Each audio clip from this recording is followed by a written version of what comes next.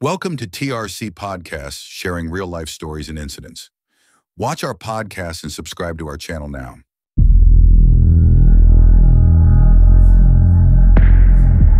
একটু ডার্ক সাইডে যেতে চাই, সেটা হচ্ছে এর আগে আমরা বলেছিলাম যে কর্ণপিশাচিনী নিয়ে একটু কথা বলবো, কর্ণপিশাচিনী সাধনা নিয়ে। ওটার সঙ্গে তুমি আরেকটা জিনিস আমাকে বলেছিলে যে কর্ণ মাতঙ্গিনী। যখন পিশাচিনী সাধনা করতে হবে তার মানে আমার যখন ধ্যেয় পিশাচিনী, তার মানে আমাকেও পিশাচের মতো হতে হবে।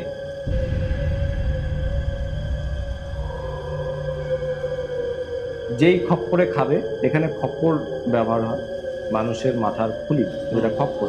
আমাদের কাপালিক সম্প্রদায়ে কপালটাই হচ্ছে আসল জিনিস, আমরা কপালেই আমরা ধারণ করি।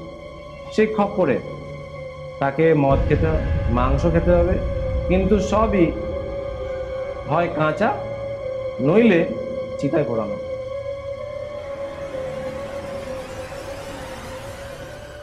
41 দিনের সাধনা হয়, পুরো 41 দিন তাকে কিন্তু শ্মশানেই থাকতে হবে, সব রান্না ওই চিতাতেই রান্না করে খেতে হবে। এবং তার সাথে একটা গুজ্জ একটা ব্যাপার হচ্ছে, একটা হাড্ডি দেওয়া হয় যেটা হচ্ছে মাসান। সেই মাসানটাকে তাকে বুঝে রাখতে হবে পিছনে।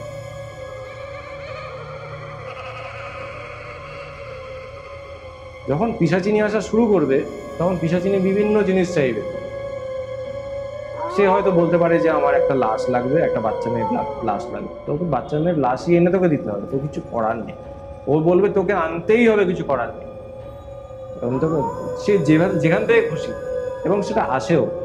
হ্যাঁ, ও যেটা বলে দেবে সেটা সাধকে করতে হবে। এমনকি যদি বলে যে তার সাথে সহবাস করতে হবে, তাকে সহবাস পর্যন্ত করতে হবে।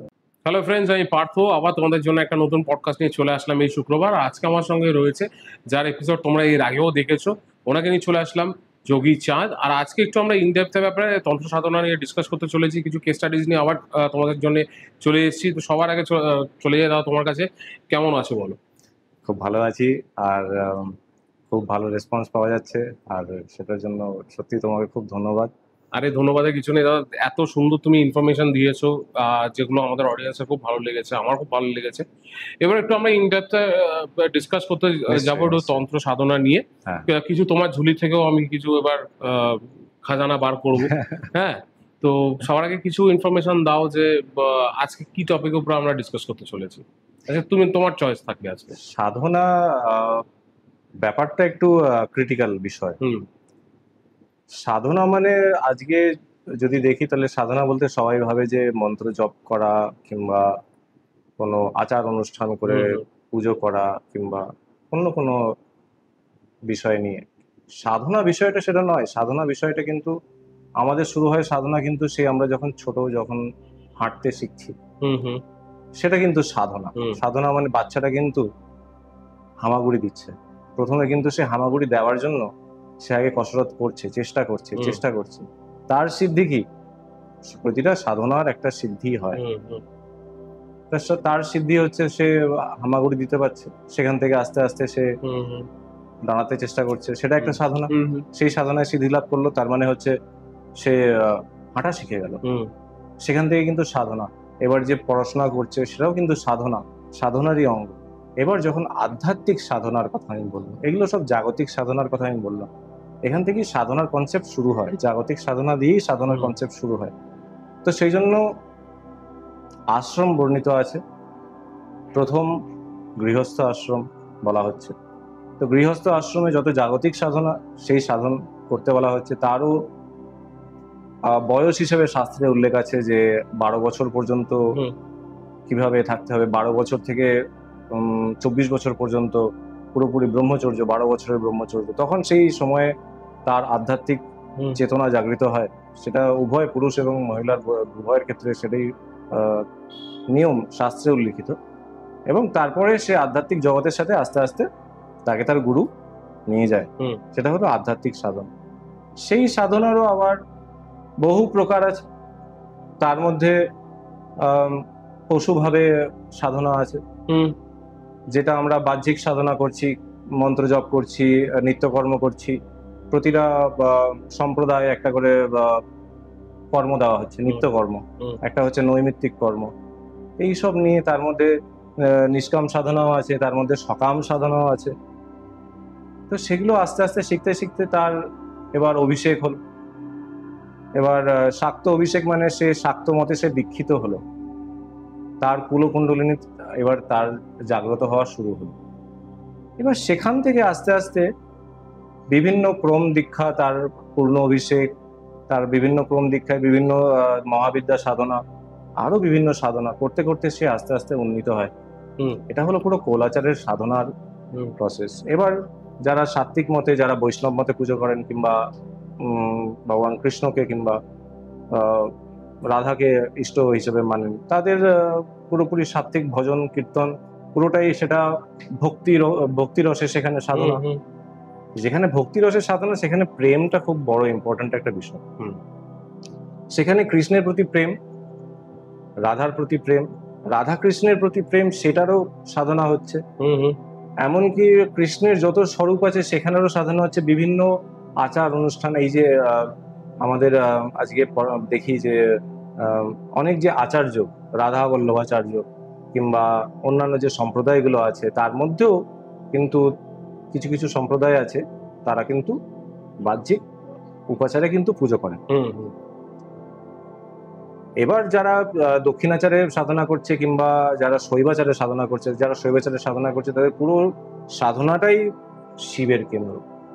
সব পুরোটাই সে শিবকে মানে, শিবকে ছাড়া আর সে কাউকে চেনে না।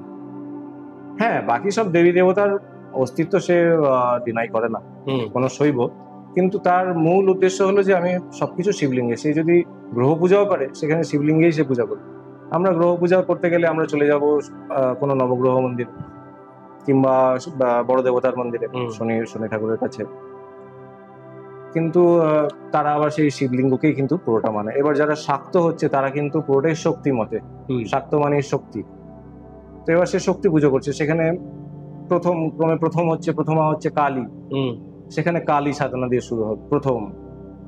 তো এইবার ধীরে ধীরে কালী, তারা, ছিন্নমস্তা, বগলামুখী, মাতঙ্গী, যত পুরো এই ক্রমে 10 মহাবিদ্যার পুরো সাধনা, সেখানে ধূমাবতী সাধনাও সে করতে হয়। ঠিক আছে, এইসব সাধনা আস্তে আস্তে করতে করতে করতে করতে তারপরে সে বুঝতে পারে যে হ্যাঁ ঠিক আছে, আমাদের আসল অস্তিত্বটা কি।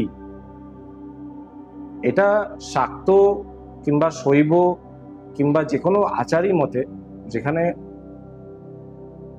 বাহ্যিক সাধনার দ্বারা সাধনা করা হচ্ছে, সেটা পুরোপুরি ক্রম দীক্ষার মধ্যে।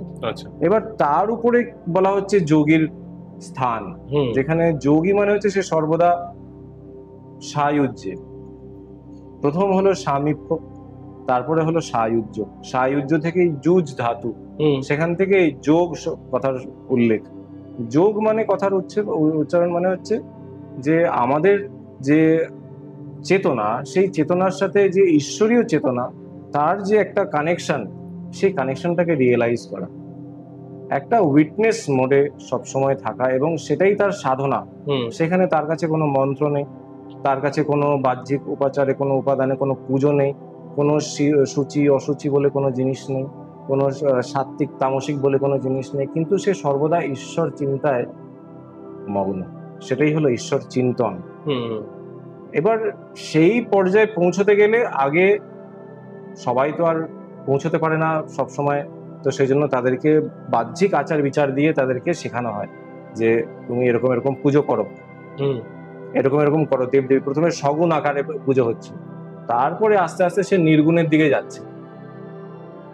একবার নির্গুণ কিংবা যে অদ্বৈত বেদান্ত, সেখানে অদ্বৈত বেদান্ত কি বলছে, বেদ যেখানে শেষ সেখান থেকে বেদান্ত শুরু। বেদান্ত কথাটার মানেই তাই। অদ্বৈত বেদান্ত মানে সেখানে এক এবং অদ্বিতীয়। সেজন্য আমাদের বেলুর মঠের বাইরে যে বড় বোর্ডটা আছে, সেখানে লেখা আছে আত্মনম মোক্ষার্থে জগৎ হিতায় চ, মানে আমার মোক্ষ লাভের কারণ জগতের মঙ্গল। এমন না যে আমার মোক্ষ লাভের আশায় আমি শুধুমাত্র ভেবে যাচ্ছি যে আমি কি পেলাম। সেটা পুরোপুরি সকাম সাধনা, যে আমি এটা চাই, এই অমুক সিদ্ধি চাই। আর যেখানে বলছে যে আমার কিছুই চাই না, আমার চাওয়ার মতো কিছুই নেই, কিছুই আমার নয়, সেখানে আসছে অদ্বৈত সাধনা, সেটা উচ্চ পর্যায়ের সাধনা। তো এই পুরো সাধনার ক্রম অনুযায়ী করতে করতে করতে করতে যখন তার নাদ বেজে ওঠে, যারা উচ্চ স্তরের সাধক তারা একটা কথা উল্লেখ করে, সেটা হচ্ছে যে অনাহত নাদ। এবার অনাহত কথাটার শব্দ বুঝতে গেলে আগে বুঝতে হবে যে আমাদের কুণ্ডলিনী কি।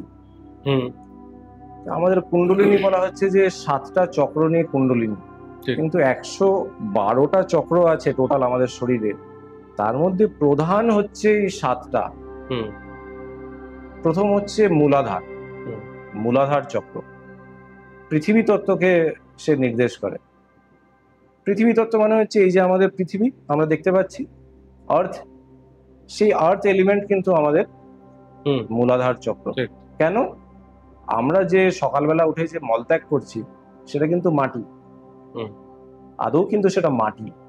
সেজন্য আগেকার দিনে গ্রামেগঞ্জে কোনো বাথরুম ছিল না, তখন ওই খালের উপরে কিংবা মাঠে গিয়ে তারা সকালের কাজটা করে আসতো, এবং সেটা মাটিতে মিশে, কারণ সেটা মাটি। তার উপরে বলা হচ্ছে স্বাধিষ্ঠান, স্ব-অধিষ্ঠান, মানে আমি যেখানে বিচরণ করছি, আমি কোথায়? আমি মানে হচ্ছে এই শরীরের 75% জল, পৃথিবীর 75% জল, আমাদের শরীরের 75% জল। এই 75% জল স্টোর কোথায় থাকে? জলের স্টোরেজটা কোথায়? সায়েন্টিফিক্যালি দেখতে গেলে সেটা ব্লাডার। এই যে ব্লাডার, এটাই হচ্ছে জলের পুরো কিন্তু সোর্স। জল কিন্তু এখান থেকে অ্যাবজর্ব হচ্ছে শরীরের। তুমি যদি খুব জল খাও, খুব গরম থাকে, বাইরে খুব কাজ করছো, তুমি জল খেতেই থাকবে, কিন্তু তোমার বাথরুম হবে না, তোমার কিন্তু কোনো ইউরিনেশন হবে না, পুরো জলটাই কিন্তু শরীর টেনে নিচ্ছে। তো সেই জলের সোর্সটা কিন্তু স্বাধিষ্ঠান চক্র, যেটা হচ্ছে আমাদের জননাঙ্গ, সেটাই হলো জলের স্থান। সেখান দিয়ে আমরা কিন্তু ইউরিনেশন করি, সেটাই সিম্বল। খুব সহজ, এমন কিছু খুব বড় কঠিন ব্যাপার নয়। তার উপরে হচ্ছে মণিপুর চক্র। এবার মণিপুর চক্র আস্তে আস্তে সাধকের মোটামুটি ততক্ষণে তার একটা জ্ঞান লাভ হয়ে যায়, যখন চেতনা আস্তে আস্তে, যখন পৃথিবী তত্ত্ব মানেই হচ্ছে এই যে ভৌতিক সুখ, আমাদের যাবতীয় ভালো খাবো, ভালো থাকবো, এটা চাই ওটা চাই, যত পার্থিব বস্তু, এটার যখন এখান থেকে যখন মুক্ত হয়ে যায় সাধক, তখন যখন দেখে যে এগুলো সবই তো কোনো কাজের না, তখন মনমুখী হয়, তখন সে স্বাধিষ্ঠানে পৌঁছায়। স্বাধিষ্ঠান থেকে তারপরে সে যাচ্ছে মণিপুরের দিকে। মণিপুর হচ্ছে আমাদের আত্মাকারক। কারণ মায়ের পেট থেকে যখন বাচ্চা ডেলিভারি হচ্ছে, সেই সময় কিন্তু আম্বিলিক্যাল কর্ড বলে একটা কর্ড কিন্তু বাচ্চার নাভির সাথে কানেকশন থাকে, যুক্ত থাকে, এবং সেইটাই হচ্ছে আত্মার কারক। সেখান থেকে কিন্তু তার জন্ম হলো, সেখান থেকে কিন্তু সে পুরো নিউট্রিশনটা পেত মায়ের থেকে।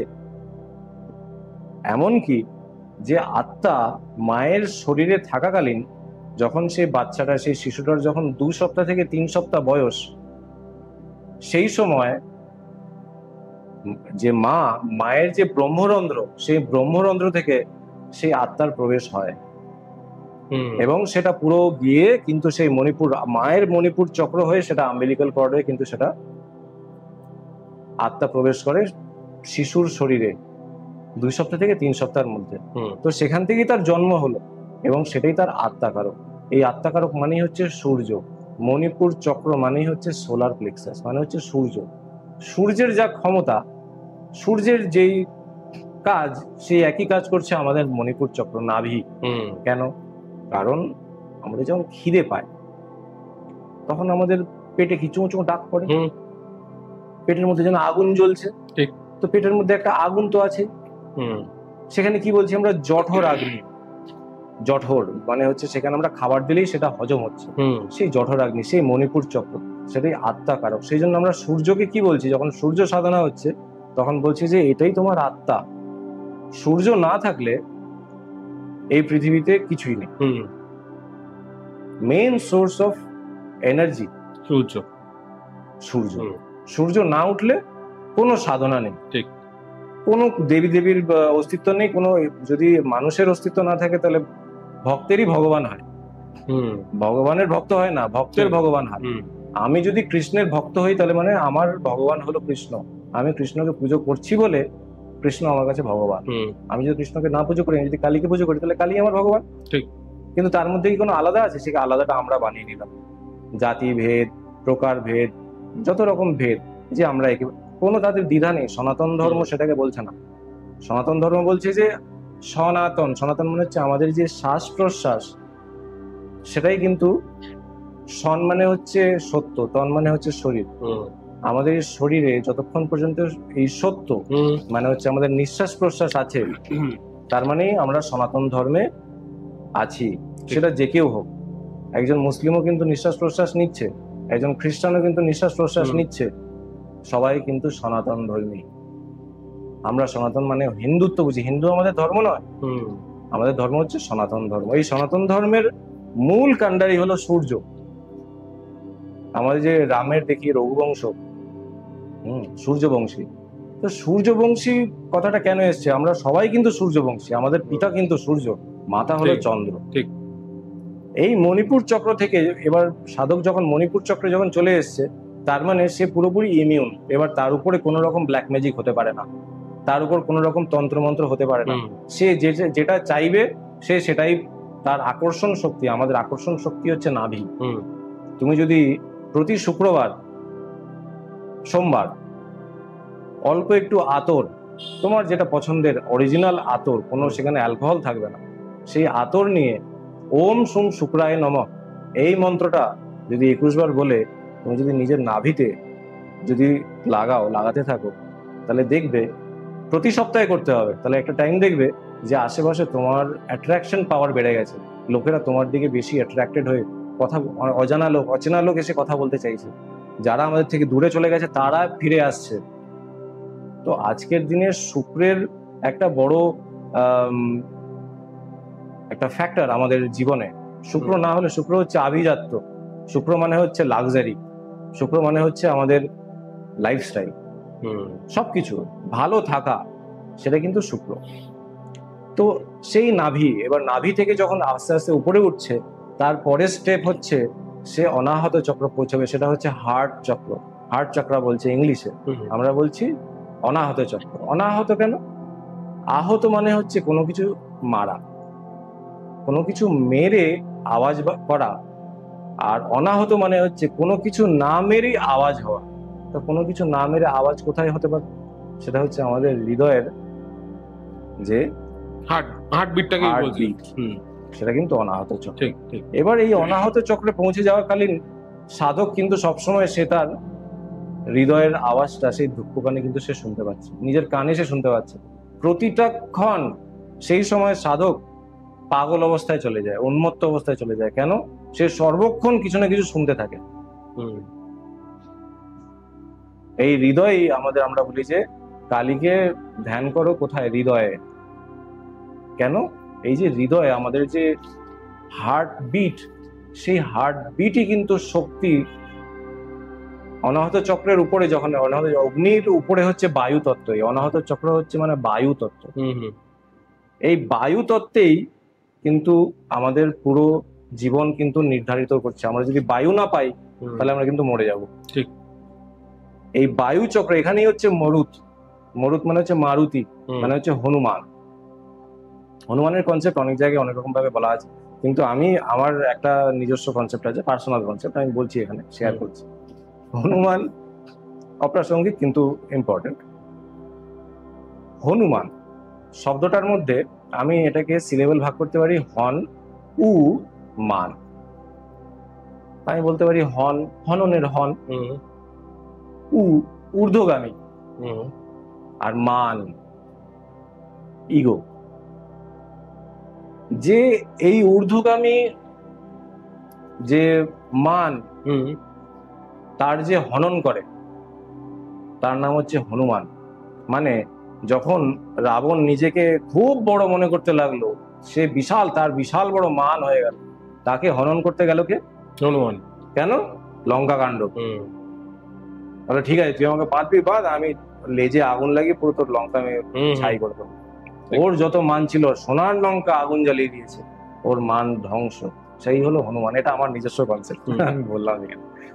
তো সেই মারুত, মারুতি বায়ুপুত্র, পবনদেবের পুত্র, সেটা কিন্তু আমাদের হার্ট চক্র। সেই জন্য হনুমানজি হৃদয় চিরে দেখাচ্ছেন যে ভেতরে কিন্তু রাম এবং সীতা এবং লক্ষ্মণ, তার হৃদয়ের ভিতরে রাম, সীতা এবং লক্ষ্মণ।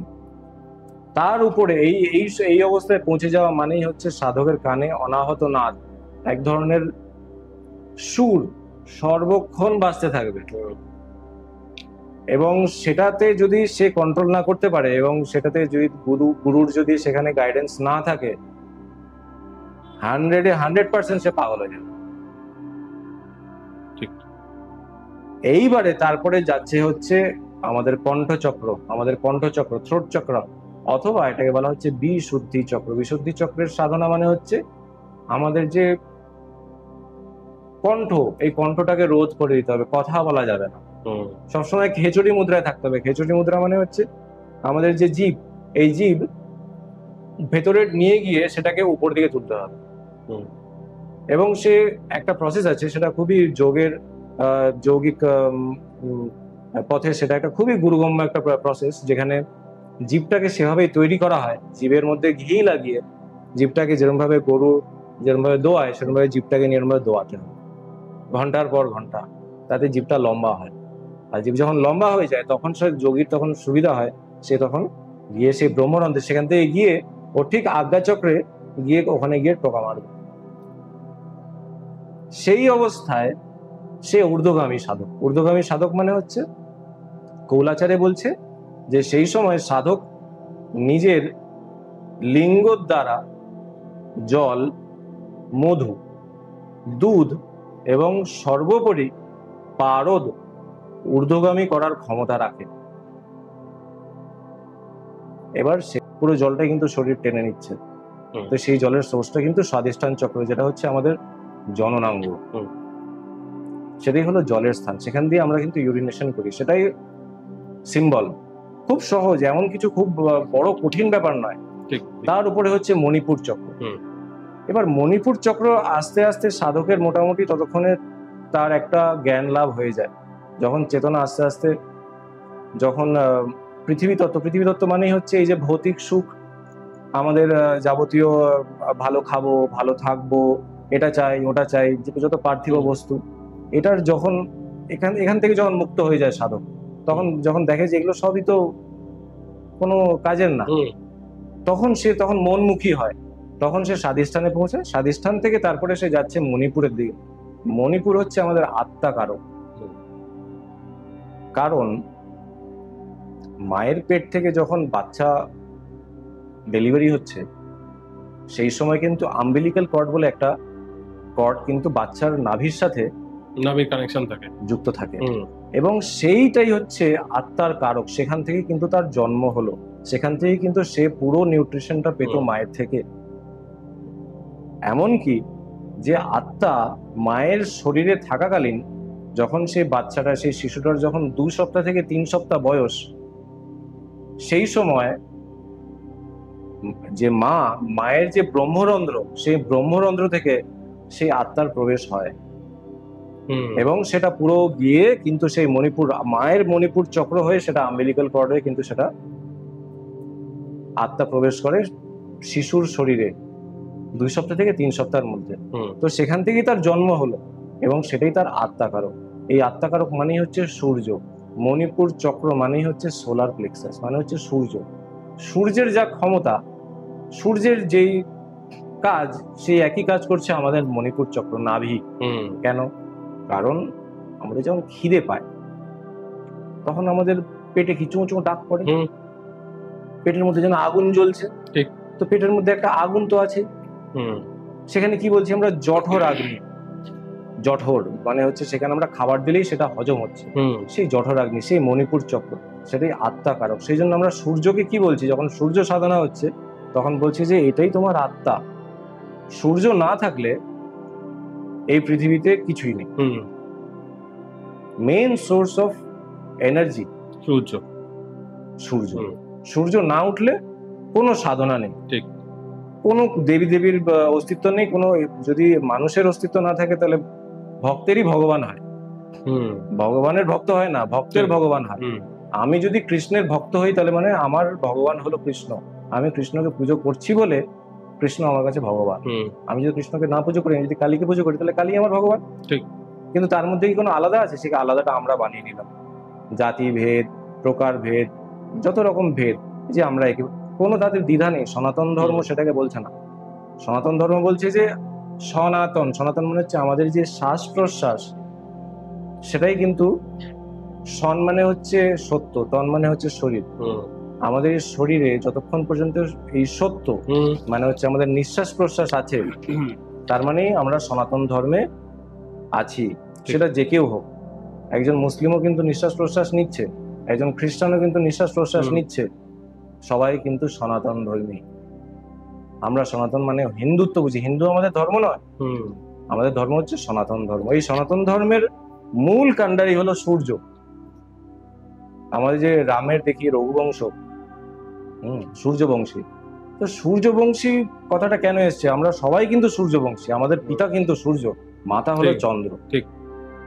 এই মণিপুর চক্র থেকে এবার সাধক যখন মণিপুর চক্রে যখন চলে এসছে, তার মানে সে পুরোপুরি ইমিউন। এবার তার উপরে কোনো রকম ব্ল্যাক ম্যাজিক হতে পারে না, তার উপর কোনো রকম তন্ত্রমন্ত্র হতে পারে না।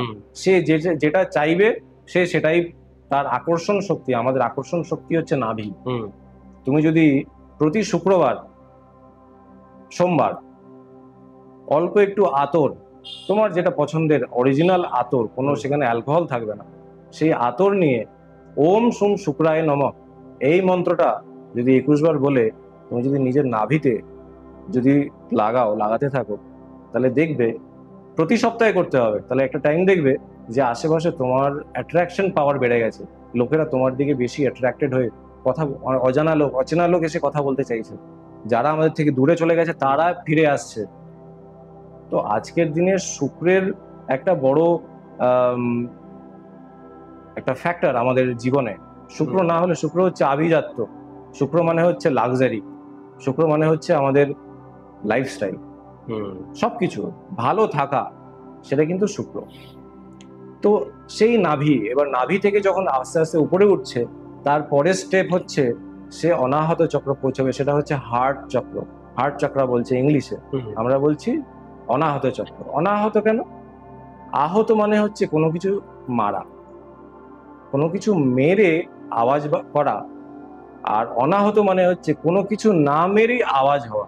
তো কোনো কিছু না মেরে আওয়াজ কোথায় হতে পারে? সেটা হচ্ছে আমাদের হৃদয়ের যে হার্টবিটটাকে বলছি, সেটা কিন্তু অনাহত চক্র। এবার এই অনাহত চক্রে পৌঁছে যাওয়াকালীন সাধক কিন্তু সবসময় সে তার হৃদয়ের আওয়াজটা, সেই দুঃখকানে কিন্তু সে শুনতে পাচ্ছে, নিজের কানে সে শুনতে পাচ্ছে প্রতিটা ক্ষণ। সেই সময় সাধক পাগল অবস্থায় চলে যায়, উন্মত্ত অবস্থায় চলে যায়। কেন? সে সর্বক্ষণ কিছু না কিছু শুনতে থাকে। এই হৃদয় আমাদের, আমরা বলি যে কালীকে ধ্যান করো কোথায়? হৃদয়ে। কেন? এই যে হৃদয়, আমাদের যে হার্টবিট, সেই হার্টবিটই কিন্তু শক্তি। অনাহত চক্রের উপরে যখন, অনাহত অগ্নির উপরে হচ্ছে বায়ু তত্ত্ব, এই অনাহত চক্র হচ্ছে মানে বায়ু তত্ত্ব। এই বায়ু তত্ত্বেই কিন্তু আমাদের পুরো জীবন কিন্তু নির্ধারিত করছে। আমরা যদি বায়ু না পাই তাহলে আমরা কিন্তু মরে যাব। ঠিক। এই বায়ু চক্র, এখানেই হচ্ছে মরুত। মরুত মানে হচ্ছে মারুতি, মানে হচ্ছে হনুমান। হনুমানের কনসেপ্ট অনেক জায়গায় অনেক রকম ভাবে বলা আছে, কিন্তু আমি আমার একটা নিজস্ব কনসেপ্ট আছে, পার্সোনাল কনসেপ্ট, আমি বলছি এখানে, শেয়ার করছি। হনুমান অপ্রাসঙ্গিক কিন্তু ইম্পর্টেন্ট। হনুমান শব্দটার মধ্যে আমি এটাকে সিলেবল ভাগ করতে পারি, হন, উ, মান। আমি বলতে পারি হন, হননের হন, উ ঊর্ধ্বগামী, আর মান ইগো। যে এই ঊর্ধ্বগামী যে মান, তার যে হনন করে, তার নাম হচ্ছে হনুমান। মানে যখন রাবণ নিজেকে খুব বড় মনে করতে লাগলো, সে বিশাল, তার বিশাল বড় মান হয়ে গেল, তাকে হনন করতে গেল কে? হনুমান। কেন? লঙ্কা কাণ্ড। বলে ঠিক আছে, তুই আমাকে বাঁধবি বাঁধ, আমি লেজে আগুন লাগিয়ে পুরো তোর লঙ্কা আমি ছাই করে দেবো। ওর যত মান ছিল, সোনার লঙ্কা আগুন জ্বালিয়ে দিয়েছে, ওর মান ধ্বংস। সেই হলো হনুমান। এটা আমার নিজস্ব কনসেপ্ট, আমি বললাম এখানে। তো সেই মারুতি বায়ুপুত্র, পবনদেবের পুত্র, সেটা কিন্তু আমাদের হার্ট চক্র। সেই জন্য হনুমানজি হৃদয় চিরে দেখাচ্ছেন যে ভেতরে কিন্তু রাম এবং সীতা এবং লক্ষ্মণ, তার হৃদয়ের ভিতরে রাম, সীতা এবং লক্ষ্মণ।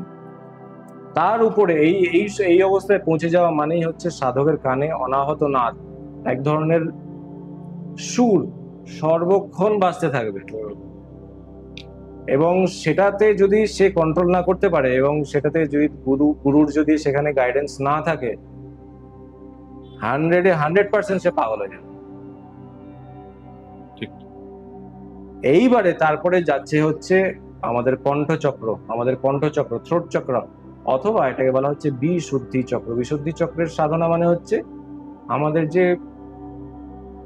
কণ্ঠ, এই কণ্ঠটাকে রোধ করে দিতে হবে, কথা বলা যাবে না, সবসময় খেচুড়ি মুদ্রায় থাকতে হবে। খেচুড়ি মুদ্রা মানে হচ্ছে আমাদের যে জীব, এই জীব ভেতরে নিয়ে গিয়ে সেটাকে উপর দিকে তুলতে হবে।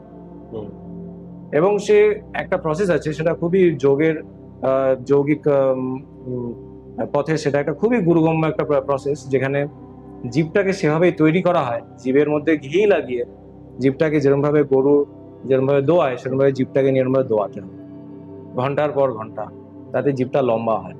আর জীব যখন লম্বা হয়ে যায় তখন সে যোগীর তখন সুবিধা হয়, সে তখন গিয়ে সেই ব্রহ্মনন্দে সেখান থেকে গিয়ে ও ঠিক আজ্ঞাচক্রে গিয়ে ওখানে গিয়ে টোকা মারবে। সেই অবস্থায় সে ঊর্ধ্বগামী সাধক। ঊর্ধ্বগামী সাধক মানে হচ্ছে, কৌলাচার্য বলছে যে সেই সময় সাধক নিজের লিঙ্গ দ্বারা জল, মধু, দুধ এবং সর্বোপরি পারদ ঊর্ধ্বগামী করার ক্ষমতা রাখে। এবার সেটার বিভিন্ন শাব্দিক অর্থ আলাদা হতে পারে এবং সেটার তাত্ত্বিক অর্থ আলাদা হতে পারে। এটা গুরুরা বলে গেছে, শাস্ত্রে লেখা। এই অবস্থায় পৌঁছানোর পরে সাধক নির্বিকল্প সমাধাই যায়। তখন সে যখন চায়, যখন যেখানে বসে যাবে সেখানে তার সমাধি লেগে যাবে। তখন তার আর কিছু নেই, কোনো আর সবকিছুই দেখছে, কিন্তু যেন নদী বয়ে চলেছে আর নদীর পাড়ে শুধু বসে শুধুমাত্র নদীটাকে বয়ে যেতেই দেখছে। না সে নদীতে নেমে নদীর পাড়ে মানে ফ্লোতে যাচ্ছে, না অপোজিটে যাচ্ছে, সে কিন্তু পাড়ে বসে শুধুমাত্র উইটনেস মোডে দেখে যাচ্ছে। আর নিজের যে চেতনা, আমার যে আত্মা, সেই আত্মা স্বরূপে সে বিরাজমান। তখন তাকে বলা হচ্ছে ঈশ্বর লীন, তার মধ্যেই সে ঈশ্বর বিরাজ করছে। সে যদি কাউকে যেটা থাপ্পড় মেরে দেয়, তা সেও কিন্তু ব্লেসিং, সে হলো তখন সিদ্ধ যোগী। আমাদের যত বড় বড় যোগী হয়েছে আমাদের যে গুরুকুলে, শ্রী শ্রী যোগানন্দ পরমহংসজি, লাহিড়ী বাবা, যুক্তেশ্বর গিরি মহারাজ, মহাবতার বাবাজি, ক্রিয়াযোগের বড় বড় নাম, এনারা দেখিয়ে গেছে যে যোগের ক্ষমতা কোথায়, কত বড়। পরমহংস যোগানন্দের শরীর ওনার সমাধি পাওয়ার পরে 20 দিন অবস্থায় কোনো রেফ্রিজারেশন ছাড়া আমেরিকাতে রাখা ছিল। লোকেরা এসে দেখে গেছে, কিন্তু শরীরে কোনো রকম পচন ধরেনি, শরীরে কোনো রকম দুর্গন্ধ ছড়ায়নি, এবং ওনাকে দেখে মনে হচ্ছে যেন উনি হাস্যমুখে শুয়ে আছেন বালকের মতো। এটা একজন যোগীরই সম্ভব, আর কেউ করতে পারেন না। একজন যোগী যেখানে খুশি বসবে, সে সেখানে যেখানে বলবে সেখানে চলে যাবে। আমাদের হিপনোসিসে কি বলছি, আমরা হিপনোসিসে আমাদের যখন ফার্স্ট স্টেজ আসছে আই ক্যাটালসি, তারপরে REM, র্যাপিড আই মুভমেন্ট, তারপরে অ্যামনেসিয়া, তারপরে হ্যালুসিনেশন, এই হ্যালুসিনেশন পার্টে যখন নিয়ে যাচ্ছে, তখন কিন্তু তাকে যদি আমি জিজ্ঞেস করি যে কোনো কোথাও জিনিস, যে কোনো খবর, সে আমাকে কিন্তু এনে দেবে। আমরা যে সিদ্ধি লাভ করছি, সিদ্ধি লাভ করে প্রেত সিদ্ধি, এই সিদ্ধি ওই সিদ্ধি করে আমরা এখানের খবর জানতে পারছি, ওখানের খবর জানতে পারছি। নিজের আত্মাটাকে সিদ্ধি করো না, নিজের আত্মাটাকে সিদ্ধি করে নাও, তার সব ক্ষমতা আছে। তোমার কাছে শরীর আছে, তোমার কাছে আত্মা আছে, তোমার কাছে ব্রহ্মাণ্ডের সব ক্ষমতা আছে। এই ক্ষমতা যাই একবার জেনে গেছে, সে হলো সুপারম্যান। তার কাছে আর কোনো কিছু ডিফিকাল্ট না, যে সে যা পায়, যা চায় তাই পায়। এই হলো সাধনা। সাধনার মূলভূত উদ্দেশ্য হলো নিজের আত্মপরিচয়, সেলফ রিয়েলাইজেশন। সাধনা মানে সিদ্ধি লাভ, কিন্তু যখন আমি সিদ্ধিরও কামনা করছি না, আমার সিদ্ধিও দরকার নেই, আমি ঈশ্বরকে বলছি আমার সিদ্ধিরও দরকার নেই, আমার শুধুমাত্র সাধন করতে ইচ্ছা করে, শুধুমাত্র আমি তোমাকে ভালোবাসি, আমার আর কিচ্ছু প্রয়োজন নেই। এইরকম অবস্থায় তখন সে আস্তে আস্তে আস্তে আস্তে এই সাধনা। দারুণ লাগলো পুরো জার্নিটা শুনতে। এবার আমি একটুখানি সাধনা থেকে বেরিয়ে গিয়ে একটু ডার্ক সাইডে যেতে চাই। সেটা হচ্ছে, এর আগে আমরা বলেছিলাম যে কর্ণপিশাচিনী নিয়ে একটু কথা বলবো, কর্ণপিশাচিনী সাধনা নিয়ে। তো ওটার সঙ্গে তুমি আরেকটা জিনিস আমাকে বলেছিলে যে কর্ণ মাতঙ্গী নিয়ে আছে। হ্যাঁ, কর্ণ মাতঙ্গী। হ্যাঁ, এবার একটু দুটোর মধ্যে ডিফারেন্স বলো, দুটো কি, মানে দুটো বস্তুটাই কি জানতে চাই। এটা সবাই কর্ণ পিশাচিনীর নাম এখন লোকের মুখে মুখে, হ্যাঁ, সবাই কানে শুনতে চায়, যেটা আমি বলবো মানে যেটা চাইবো সেটা আমি কানে শুনতে চাই। তো সেটা এমনি শুনতে যতটাও মানে সহজ মনে হয়, করাটা অতটা সহজ নয়। কারণ কথাটার মধ্যেই হচ্ছে পিশাচিনী, সে কিন্তু পিশাচ বধ। আর এদিকে দেখছি কর্ণ মাতঙ্গী। কর্ণ মাতঙ্গী, মাতঙ্গী হচ্ছে আমাদের 10 মহাবিদ্যার এক মহাবিদ্যা, সে শ্মশানচারিণী, কিন্তু সে মহাবিদ্যার মধ্যে পড়ছে, তার নিজস্ব কিন্তু যোগিনী মণ্ডল, পুরো দেবী মণ্ডল কিন্তু তার আছে। কিন্তু একজন পিশাচিনী, তার কিন্তু যদি সঙ্গী সাথী থাকে, তারা শুধুমাত্র প্রেত এবং পিশাচ হবে। দুটোর মধ্যে ডিফারেন্স এটাই যে একটা পুরোপুরি সাধককে নিজেকে পিশাচবধ করে তুলতে হয়, যখন পিশাচিনী সাধনা করতে হবে, তার মানে আমার যখন ধ্যেয় পিশাচিনী, তার মানে আমাকেও পিশাচের মতো হতে হবে। আমাকে স্নান করা যাবে না, খেয়ে মুখ ধোয়া যাবে না, হাত ধোয়া যাবে না, যেই খপ্পরে খাবে, এখানে খপ্পর ব্যবহার হয়, মানুষের মাথার খুলি, যেটা খপ্পর। আমাদের কাপালিক সম্প্রদায়ে কপালটাই হচ্ছে আসল জিনিস, আমরা কপালেই ধারণ করি। সেই খপ্পরে তাকে মদ খেতে হবে, মাংস খেতে হবে, কিন্তু সবই হয় কাঁচা, নইলে চিতায় পোড়ানো। সে জামা কাপড় পাল্টাতে পারবে না, নখ কাটতে পারবে না, চুল কাটতে পারবে না। তার যদি আদেশ আসে, সে যদি তাকে বলা হয় যে গিয়ে গু খাও, তাকে খেতে হবে গিয়ে। এবং সে শৌচকর্ম করেও সে কোনো রকম ভাবে হাত পা ধোবে না, কোনো রকম সে সুগন্ধির ব্যবহার করবে না। সে প্রতিটা টাইম, পুরো 41 দিনের সাধনা হয়, পুরো 41 দিন তাকে কিন্তু শ্মশানেই থাকতে হবে, সব রান্না ওই চিতাতেই রান্না করে খেতে হবে। এবং তার সাথে একটা গুজ্জ একটা ব্যাপার হচ্ছে, একটা হাড্ডি দেওয়া হয়, যেটা হচ্ছে মাসান। সেই মাসানটাকে তাকে গুজে রাখতে হবে পিছনে সর্বক্ষণ, এবং সেভাবেই তাকে থাকতে হবে, সেখানেই তাকে শুতে হবে, খেতে হবে, সবকিছু তাই ওখানে করতে হবে। এবং আস্তে আস্তে ধীরে ধীরে যখন পিশাচিনী যখন আস্তে আস্তে আসতে শুরু করবে, তার আসার টাইম হচ্ছে মোটামুটি রাত 2:30 থেকে 3টে, 3:30 পর্যন্ত। আচ্ছা, এই সময়টা কিন্তু তাকে বসতে হবে সাধনায় 12টা বেজে গেল, মানে ওকে সাধনায় বসতে হবে। যখন পিশাচিনী আসা শুরু করবে, তখন পিশাচিনী বিভিন্ন জিনিস চাইবে। সে হয়তো বলতে পারে যে আমার একটা লাশ লাগবে, একটা বাচ্চা মেয়ের লাশ লাগবে, তোকে বাচ্চা মেয়ের লাশই এনে তোকে দিতে হবে, তো কিছু করার নেই। ও বলবে তোকে আনতেই হবে, কিছু করার নেই, কারণ তোকে সে যেখান থেকে খুশি, এবং সেটা আসেও। হ্যাঁ, ও যেটা বলে দেবে সেটা সাধকে করতে হবে। এমনকি যদি বলে যে তার সাথে সহবাস করতে হবে, তাকে সহবাস পর্যন্ত করতে হবে। পিশাচিনী মানে হচ্ছে কিন্তু সে উগ্রতম মানে হচ্ছে সে সব থেকে মানে দুর্গন্ধযুক্ত। তার সবসময় সে একটা কালো একটা ছায়া অবয়বের মতো, এবং সে একটা ব্ল্যাক হোলের মতো। এবং সে চাইছে যে সাধকের সাথে তার একটা গূঢ় মিলন, সেটা শারীরিক মিলন কিংবা যেটাকে আমরা বলি সহবাস। সেই সহবাসটা শাব্দিক অর্থ আছে, তাত্ত্বিক অর্থ আছে। সেই সহবাস করতে করতে করতে করতে একটা সময় আসবে,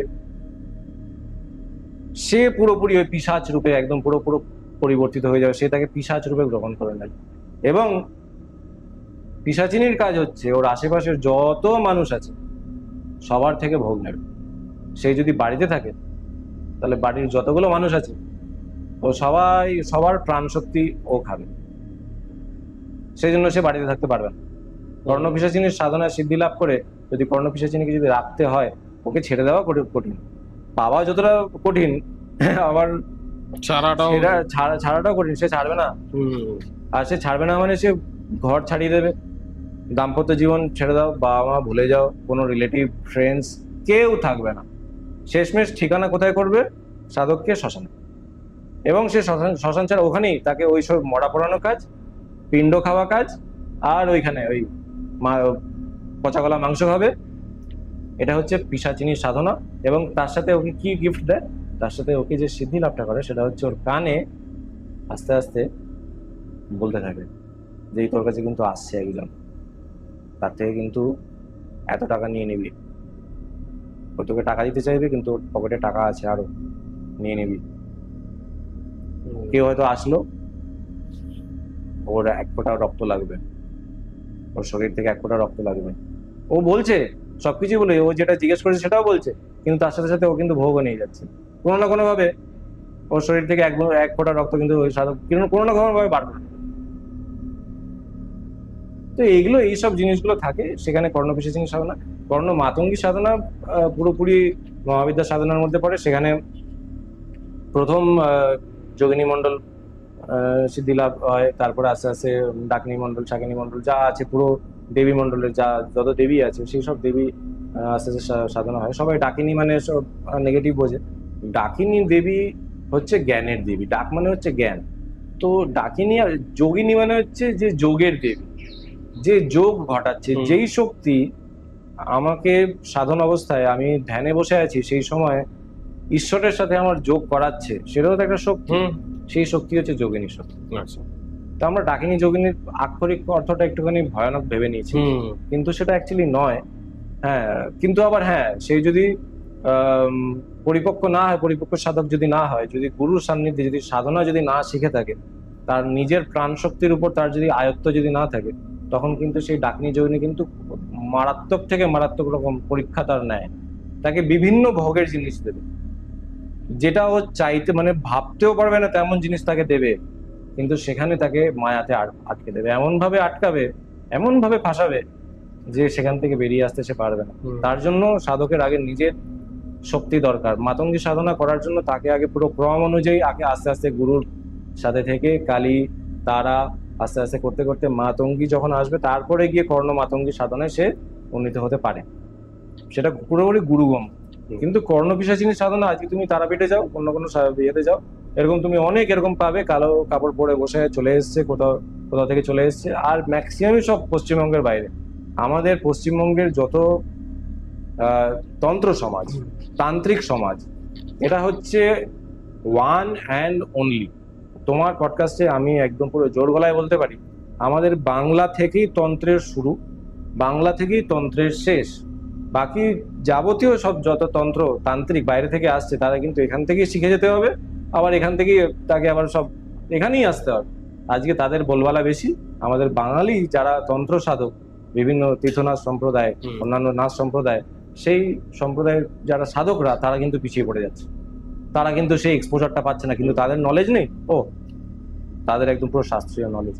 তো সেইখান থেকে আস্তে আস্তে আস্তে আস্তে শিখতে শিখতে গুরু তাকে ডিসাইড করে বলে দেয় যে হ্যাঁ, তুমি এই সাধনা করো।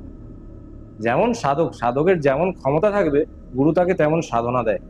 আমাকে এটা বলে যে তুমি বলে যে কর্ণ মাতঙ্গী মানে এই সাধনা করলে আমি কি লাভ করতে পারি, মানে কি লাভ করার জন্য? প্রথম কথা হচ্ছে যে যখনই কোনো মহাবিদ্যার সাধনা হয়, আস্তে আস্তে তার যাবতীয় যত, সেটা জাগতিক হোক ভৌতিক হোক, সেটা যে কোনো রকম সবকিছু সে উপলব্ধি করতে পারে। তার টাকা পয়সার কোনো অসুবিধা হবে না, ঠিক আছে? সে ভবিষ্যৎ জানতে পারবে, ঠিক আছে? যে কোনো কারোর ব্যাপারে যদি যে কোনো কাউকে দেখলে ও বলে দিতে পারবে যে হ্যাঁ ঠিক আছে, এর ভবিষ্যতে কি ঘটতে চলেছে। ও দেখে কিন্তু তার একটা ইনটিউশন আসে। কর্ণ মাতঙ্গী সাধনায় সিদ্ধি লাভ করা মানেই তোমার সামনে যেই আসবে না কেন, তুমি তার পাস্ট, প্রেজেন্ট, ফিউচার তিনটেই পেয়ে যাবে। তুমি তিনটেই তোমার কাছে একদম পুরো ক্লিয়ার হয়ে যাবে, ইনটিউশনে চলে আসবে। ও আচ্ছা এরকম, আচ্ছা। কথাবার্তা, একটা ও পা বাড়াবে, একটা কথা বলবে, সঙ্গে সঙ্গে তুমি পুরো একদম পুরো জলের মতো পরিষ্কার হয়ে যাবে, একদম পুরো ক্লিয়ার কাট। আর তোমার কানে কর্ণমাতঙ্গী এসে, অনারি দেবী মণ্ডল এসে তার ব্যাপারে যাবতীয় তথ্য বলে দেয়, যে সে তোমার থেকে কি চাইছে। তার মুখ খোলার আগে তুমি জেনে যাবে সে তোমার থেকে কি চাইছে, সে কি জন্য এসছে তোমার কাছে। আর সেটা যদি একটা সিদ্ধি লাভ করে একটা যে কোনো মানুষ কিংবা যে কোনো সাধক এই সিদ্ধি যদি লাভ করে, তার মানে তার ভাবতে পারছো তার যত রকম বাধা বিপত্তি ছিল কেটে গেল, সব কেটে গেল। ওর আর মানুষকে নিয়ে ভয় নেই, কোনো মানুষকে নিয়ে ভয় নেই, কাউকে নিয়ে ভয় নেই। ও যেখানে যাবে আমি জানি যে হ্যাঁ ঠিক আছে আমার সাথে মাতঙ্গী দেবী আছে। মাতঙ্গী দেবী থাকা মানে সে শ্মশানচারিণী। মাতঙ্গ হচ্ছে মাতঙ্গীর ভৈরব। মাতঙ্গ মানে শিবেরই এক রূপ মাতঙ্গ।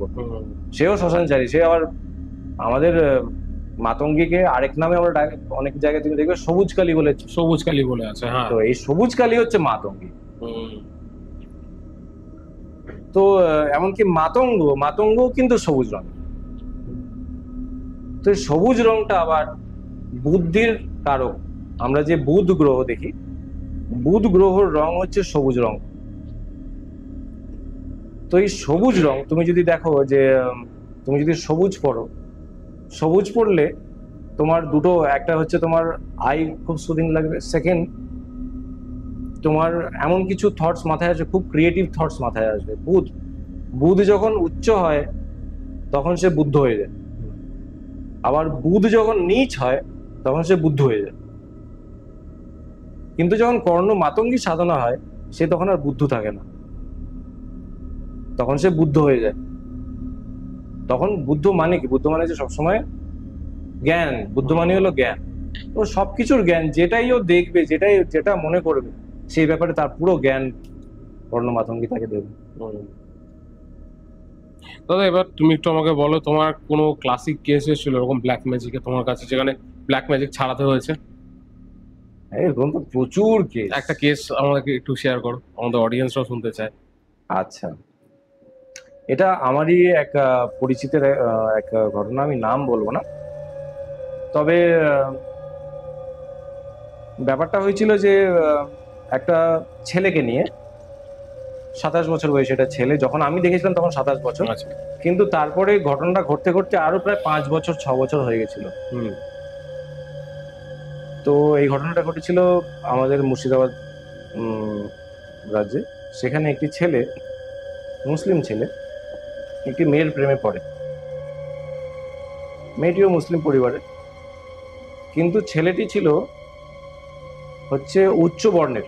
মুসলিমদেরও জাতি আছে, ওদেরও বর্ণ, মানে ওদেরও হাই ক্লাস এরকম ব্যাপার আছে, জাতি বর্ণ আছে। তো ছেলেটা ছিল হাই সোসাইটি, আর মেয়েটা ছিল হচ্ছে লোয়ার কাস্টের, মুসলিমের। কিন্তু মেয়েটার মা দেখলো যে ছেলেটা খুব ভালো ছিল, তো সেই জন্য মেয়েটাকে অ্যালাউ করলো। ছেলেটা বাড়িতে আসতো, এসে সময় কাটাতো, টিউশন আগে যখন যা পড়াশোনা করছিল, তারপরে কলেজ, তারপর নিজে পড়ানো শুরু করলো, চাকরি বাকরি করা শুরু করলো। পুরোটাতে কিন্তু মেয়ের মা ছেলেটাকে পুরো সাহায্য করতে লাগলো, সব কিছু। 27 বছর বয়স থেকে প্রেম করা শুরু, সেই সময় থেকে আস্তে আস্তে আস্তে আস্তে কিন্তু পুরো জড়িয়ে গেল, এবং শেষমেশ তাকেই বিয়ে করলো বাড়ির অমতে। ছেলেটা বাড়ির অমতে বিয়ে করলো। 5-6 বছর পরে হঠাৎ করে আমার কাছে ফোন আসলো। আমি জানতাম ব্যাপারটা, ছেলেটাকে আমি চিনি, ঠিক আছে, আগে এখানে আমাদের কলকাতায় একবার এসেছিল, কিছুদিন কাজ করেছে। একদিন ওর আমাকে ফোন করলো, ফোন করে বললো যে আমাকে বাঁচাও। তো আমি বললাম যে কোথায় আছিস? বললো যে আমি মুর্শিদাবাদে আছি। ছেলেটা বললো আমি মুর্শিদাবাদে আছি, কিন্তু আমাকে বাঁচাও। এবার আমি বললাম যে কি পরিস্থিতি, কি হয়েছে, কোথায় আছিস? এত কিছু বলার ওর সুযোগ পাইনি। আমি বললাম যে কি হলো ব্যাপারটা। আমি ওরই একটা কলিগ ছিল, তার থেকে ফোন নাম্বার বার করে আমি গেলাম মুর্শিদাবাদ। আমার কেন যেন ওটা খটকা লাগলো যে ও কোনো না কোনো একটা ব্যাপারে নিশ্চয়ই ফেসে আছে। আমি গেলাম ওখানে, গিয়ে দেখলাম, যতদিনে গেছি ততদিনে গিয়ে দেখছি যে ওর বাড়িতে গিয়ে ওর বাবা আমাকে বলছে যে তুমি বাবু আর একটু যদি আগে আসতে তাহলে খুব ভালো হতো। আমি বলছি কেন? বলছে ছেলেটা খুঁজে পাওয়া যাচ্ছে না, গত 48 ঘন্টা ধরে ছেলেটাকে আমরা পাচ্ছি না। সে কি? আমি বলছি ছেলেটাকে খুঁজে পাচ্ছেন না মানে কোথায় ছিল? বলছে ও তো শ্বশুর বাড়িতে থাকতো। তখন আমি ঘটনাটা জানতে পারলাম যে যেহেতু মেয়েটার সাথে আলাপ পরিচয় ছিল, ছেলেটা ওইখানে বারবার করে যেত। ওই মেয়েটার পরিবারে যখন আমি খোঁজ খবর নিয়ে দেখলাম, মেয়েটার পরিবারে একজন সুলেমানি তান্ত্রিক গুরুজি ওদেরই কন্ট্রোলে রাখতো সবকিছু, যাবতীয় তাবিজ কবজ যেটা হচ্ছে ওটা হচ্ছে, কোনো কিছু ঝাড়াঝোড়া, গ্রামের মানুষ তো ওরা কিছু মানে কোনো কিছু হলে ওরা আগে ওঝার কাছে যাবে, আগে তান্ত্রিকের কাছে যাবে, আগে ঝেড়ে দাও। সাপে কামড়ালো হসপিটালে আগে নিয়ে যাওয়ার আগে ওঝার কাছে নিয়ে যাবে, ওদের কাছে সেই জ্ঞান নেই। এবার সে কি করেছিল, ওই গত 5 বছর ধরে প্রত্যেক দিন ছেলেটাকে ওই মেয়েটার মাধ্যমে ব্ল্যাক ম্যাজিক করতো এবং তাকে বশে আনার জন্য এবং ছেলেটার পরিবার থেকে টাকা আনার জন্য, কারণ ছেলেটা খুবই একটা রিচ ফ্যামিলির ছিল। তো আস্তে আস্তে সেই জিনিসটাও মানে টাকা পয়সা নিয়ে আসা বাড়ি থেকে। ওই তান্ত্রিক, ওই যে সুলেমানি তান্ত্রিক, সে অ্যাকচুয়ালি তাকে মাধ্যম বানিয়ে সে নিজের কাজ করত এবং ওই মেয়েটার পরে তো অবস্থা খুব খারাপ হয়েছিল, কারণ ওই যে তান্ত্রিক কাজ করেছিল। তো প্রথম আমি দেখলাম যে ওখানে গিয়ে ফার্স্ট দেখলাম যে ছেলেটাকে ফিরিয়ে আনতে হবে। আমি সঙ্গে সঙ্গে ওইখানে ওর যাবতীয় যত জামা কাপড় ছিল, ওর যাবতীয় যা জিনিসপত্র ওর শ্বশুরবাড়িতে ছিল, সব ওর বাবাকে বললাম যে ট্রাক আনুন, যাবতীয় যা জিনিস আছে ছেলের এবং মেয়ের সব ট্রাকে তুলুন। কেউ এখানে কিছু কথা বলতে আসবে না। ওরাও এসছে, ওরা হাই সোসাইটি লোকজন নিয়ে এসছে, কিছু করা যাবে না। পুরো ঘর খালি করে নিয়ে সব জিনিসপত্র নিয়ে চলে গেছে। নিয়ে এসে এবার ওখানে জিনিসপত্র, ওর যত জিনিসপত্র সেখান থেকে সব বার করলাম, বিভিন্ন জিনিস লাগে সেগুলো নিয়ে আমি আমার একটা কাজ ওদেরই আঙ্গনে, ওদেরই উঠোনে একটা কাজ করলাম। আমি ওখানেই রাত্রেবেলা থাকলাম। আমি বললাম যে চিন্তা করবেন না, 12 ঘন্টার মধ্যে কোনো না কোনো খবর পাবেন। রাত কেটে গেল, সকালবেলা তাও মোটামুটি 10টা-11টা নাগাদ হঠাৎ করে একজন আসলো সাইকেল নিয়ে, বললো যে বাবুকে ওদিকে দেখা গেছে। এবার সবাই ছুট, আমিও ছুট। ওখানে গিয়ে দেখছি যে ছেলেটা অচৈতন্য হয়ে পড়ে আছে একটা পুকুরের ধারে, ঠিক আছে, আর মুখ দিয়ে গ্যাঁজলা বেরিয়ে আছে। আমি যখনই ওই ইয়েতে গেছিলাম, ওই আঙ্গনে গেছিলাম, আমি টের পেয়েছিলাম হচ্ছে বেতালের। এই সে বেতাল, এবারে এটা অনেকভাবে অনেক জায়গায় অনেক রকম টার্মসে ইউজ করা হয়। তার নামই হচ্ছে বেতাল। বেতাল মানে হচ্ছে যে তালে নেই, ঠিক আছে, সে যে তালে নেই তাকে দিয়ে যা খুশি তাই করানো যায়। যে তালে নেই, যে নিজের হোশে নেই, একজন মদ খেয়ে টাল হয়ে আছে, হ্যাঁ, তার কোনো হোশ নেই, তাকে যা খুশি তাই করানো যায়। ওকে যখন আমি কাজটা করে যখন আমি বললাম যে হ্যাঁ ঠিক আছে, রাতটা যখন কেটে গেল, ওর শরীর থেকে ওকে বেরিয়ে আসতে হয়েছে। যখনই বেরিয়ে এসছে সেই সময় ও যেখানেই ছিল সেখানেই অজ্ঞান হয়ে পড়েছে। যখন বেরিয়েছে মুখ দিয়ে গ্যাঁজলা বেরিয়েছে। এবার পুরোটাই একদম শরীর তখন প্রায় মানে ঠান্ডা ঠান্ডা লাগছে, শরীর হয়েছে মরে গেছে। এই চলো নিয়ে চলো, নিয়ে গেছি, বাড়িতে নিয়ে গেছি। সে কিছুতেই মানে হোশ আসছে না, ডাক্তার ডাকো। ডাক্তার আসলো, ডাক্তার দেখলো, স্যালাইন দিল, ঠিক আছে। কারণ আমি পুরোটাই যে স্পিরিচুয়ালি দেখি তা নয়, যেখানে ডাক্তারের প্রয়োজন সেখানে ডাক্তারের প্রয়োজন বটেই। যখন ও ফেরত আসলো, চেতনায় যখন ফেরত আসলো, তখন ও বলছে যে আমি কোথায়। তখন ওর বাবা বললো তুই তোর বাড়িতে। বলছে আমি তো বাড়িতেই ছিলাম। বলছে তুই বাড়িতে ছিলিস কোথায়? তুই তো শ্বশুর বাড়িতে থাকতিস। বলছে না, ওরা তো আমাকে বলেছিল শ্বশুর বাড়িতে থাকার, আমি তো খুব বলেছিলাম যে না, আমি বাবা মাকে ছাড়া থাকতে পারবো না। ঘটনাটা হচ্ছে গত এই 5 বছর ধরে ও যা করেছে কিচ্ছু ওর মনে নেই, কিছুই ওর মনে নেই, ও কিছুই জানে না, ওর কিছু মানে কি করেছে ও জানেই না। মানে ওর বিয়ে হয়েছিল সেটা জানে, সেটা ওর খেয়াল নেই, সেটাও জানে না যে ওর বিয়ে হয়েছিল। ও জানে যে ও প্রেম করে মেয়েটাকে, ও খুঁজে। আর সুলেমানি তন্ত্র তো খুব মারাত্মক। হ্যাঁ, সুলেমানি তন্ত্র মারাত্মক।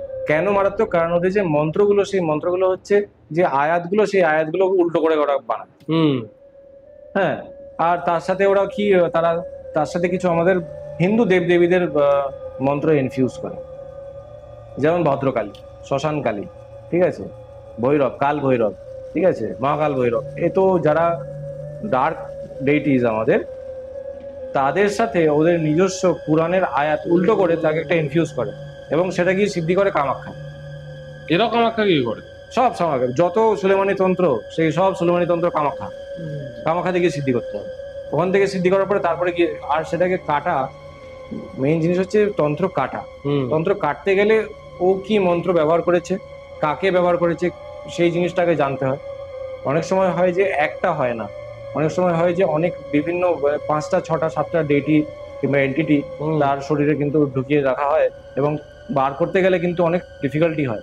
এমনও আমি কেস দেখেছি, আমি একজনের শরীর থেকে 7টা 8টা বার করেছি, 7টা, একটা নয়। আমি একটা কাজ করে এসেছি, হয়নি, আবার পড়েছে, আবার বার করেছি, আবার পড়েছে, এরকম ভাবে 7 বার বার করার পরে তারপরে সে হসপিটালাইজ ছিল প্রায় 40 দিন।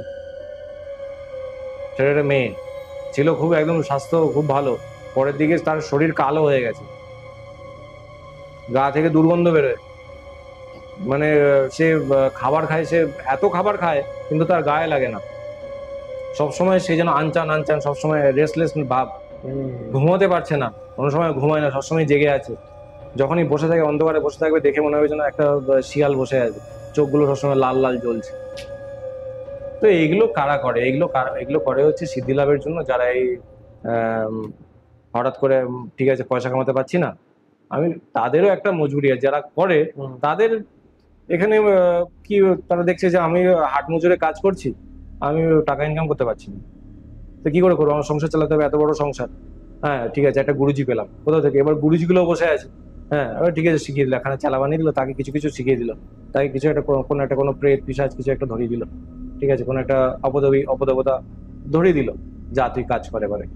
এবার ও কি করছে, ও শুধুমাত্র সব জায়গায় যাকে পাচ্ছে ও তাকেই ধরছে, যাকে পাচ্ছে তাকেই ধরছে, কেন? ছাড়ানোর জন্য তাকে তার কাছে আসতে হবে, কারণ সলিউশন তো ওই দিতে পারে। হ্যাঁ, এবার ও কোনো গ্রামে চলে গেল, কোনো গ্রামকে টার্গেট করে নিল, এবার গ্রামের কালী মন্দিরে গিয়ে কালী পুজো শুরু করে দিল, সবাই ওখানে, আর কোনো তান্ত্রিক এসছে, বড় কাপালিক এসছে, পুজো, এবার সবাই এসে পুজো করছে, ওকে মানতে লাগছে, এবার কাউকে পছন্দ হলো, গিফট দিয়ে দিল, এবার তাকে ঠিক করতে কার কাছে আসতে হবে? ওর কাছেই যেতে হবে। তখন কি নেবে?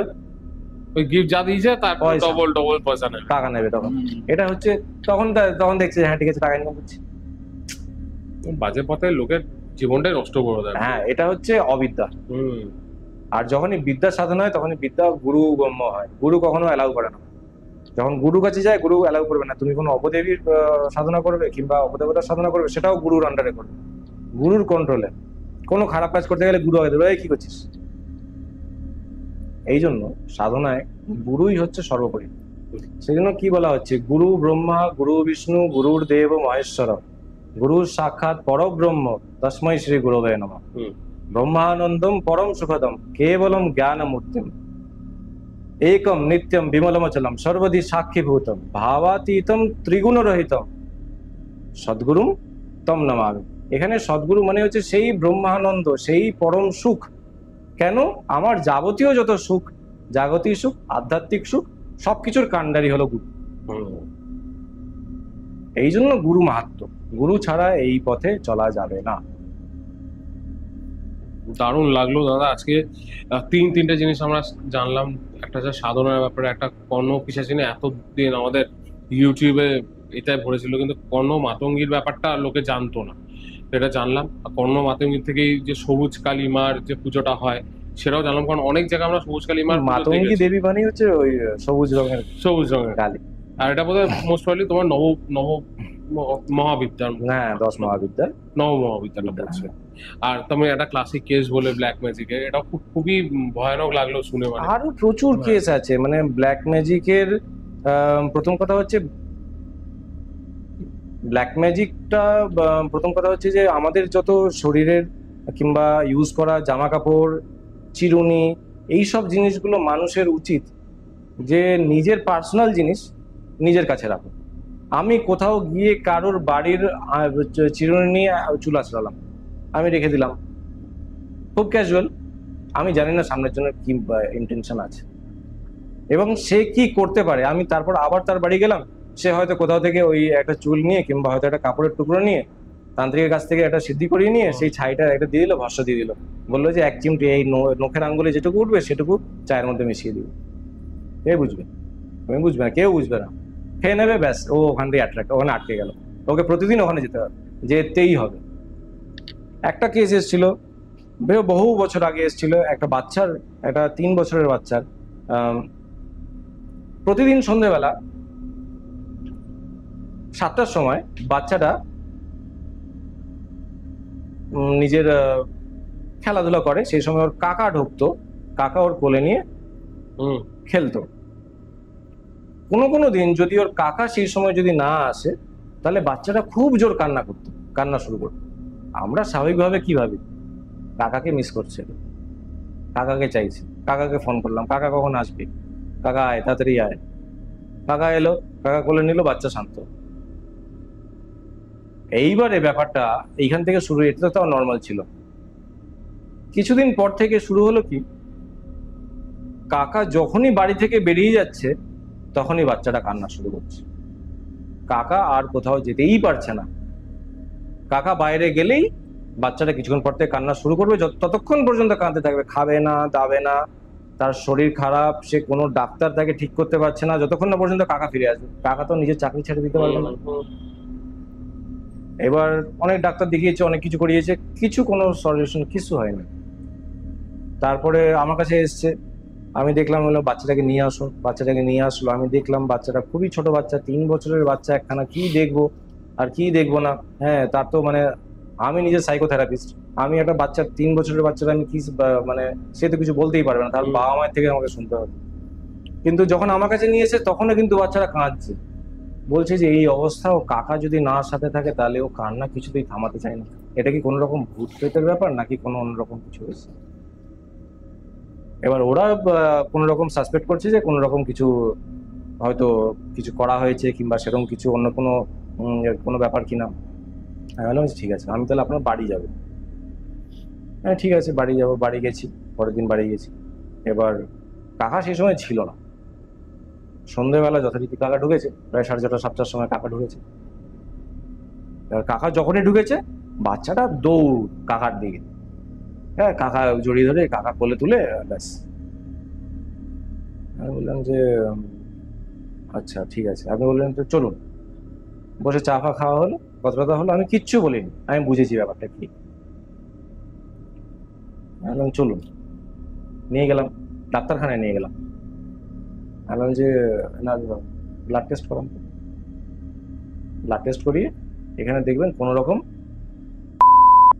কিংবা ওপিওয়েড আছে কিনা চেক করুন। যখনই ব্লাড টেস্টের রিপোর্ট পরের দিন আসলো, দেখা গেল তার ব্লাডে high dose of opioid. Opioid মানে হচ্ছে আফিমজাত, মানে হচ্ছে ব্ল্যাক, যেটাকে আমরা পাতা বলি, পাতা হিসেবে দেখি। তো সেই লোকটা প্রতিদিন সন্ধ্যেবেলা করে আসতো, পাতা খেয়ে আসতো, পাতা করছিল। সেই জন্য তাকে দেখে এরকম একটা অদ্ভুত টাইপের লাগতো, কালো কালো চোখ, নখের গোড়ায় কালো কালো। সবাই ভেবেছিল হয়তো ওকে ভূতে ধরেছে, ঠিক আছে। আর ওর জন্য হয়তো বাচ্চাটার, ওটা হচ্ছিল ওদের বাড়ির ওর বাবা মায়ের বক্তব্য, যে মনে হয় ওর বাবা আমাকে বলছে যে আমার মনে হয় আমার ভাইকে কোনো ভূতে ধরেছে, আর সেই জন্য আমার বাচ্চাটা খালি খালি ওর কাছে যায়। ওর বাচ্চাটা মনে হয় ভূতটা বাচ্চাটাকে মনে হয় টানছে, এটা ওদের মেইন। সেই জন্য আমার কাছে আসে, নাহলে ডাক্তারের কাছে। ডাক্তার, আমি বললাম ঠিক আছে, কোনো ব্যাপার না। ডাক্তারের কাছে নিয়ে গেলাম, দেখলাম যে ওপিওয়েড। আর সত্যিকারের সে একজন পাতাখোর ছিল। আর সেই পাতার গন্ধে, মুখ দিয়ে যে পাতার গন্ধটা বেরোচ্ছে, সেই পাতার গন্ধে বাচ্চাটা প্যাসিভলি অ্যাডিক্টেড হয়ে গেছে।